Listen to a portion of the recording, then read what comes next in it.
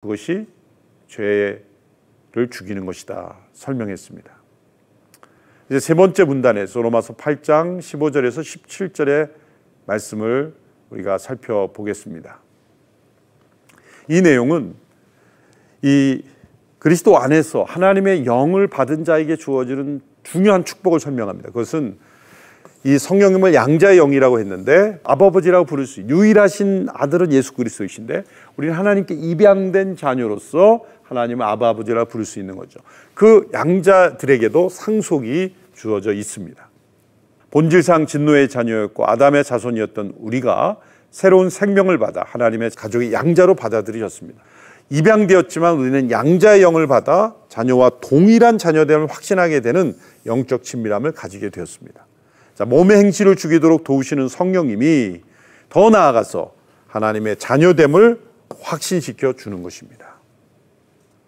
우리가 몸의 행실을 죽임으로써 하나님의 자녀로 인정받으려는 것이 아니라 몸의 행실을 죽일 수 있는 가장 큰 동기는 무엇입니까?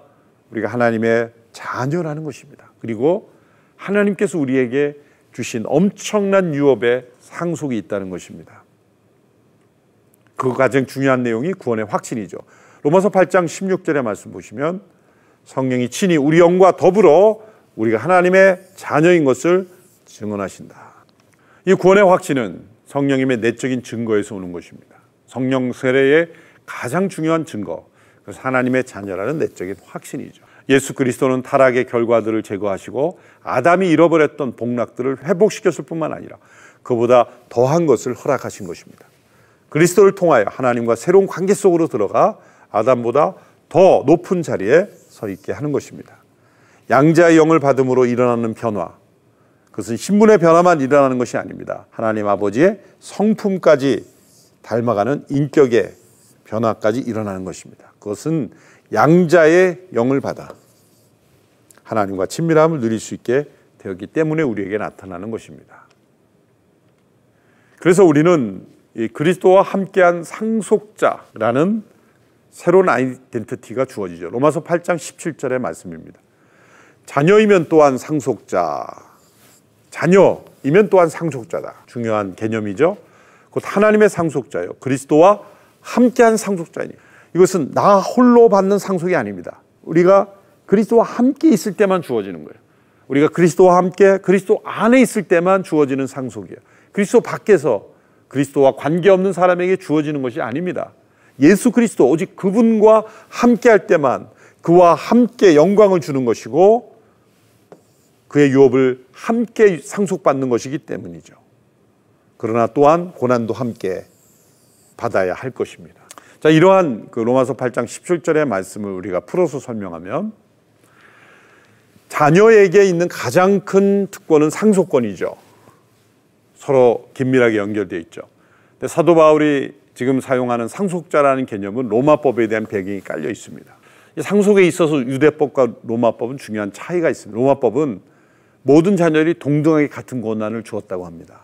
유대법은 장자가 다른 자녀보다 2배 유산을 받습니다.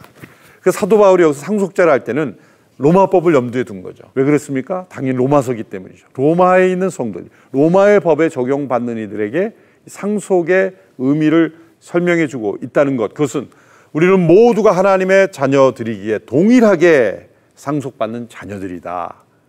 그것은 예수 그리스도와 함께 할 때 받아지는 것입니다. 에베소 3장 6절의 말씀입니다. 이는 이방인들이 복음으로 말미암아 그리스도 예수 안에서 함께 상속자가 되고 함께 지체가 되고 함께 약속에 참여하는 자가 되어야 합니다. 함께라는 단어를 3번이나 반복하며 강조했습니다.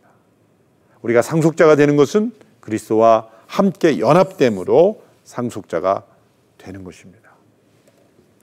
그리스도와 함께 이 땅의 상속자가 될 때 우리에게 이 땅에서 주어질 수 있는 것, 그것은 바로 고난.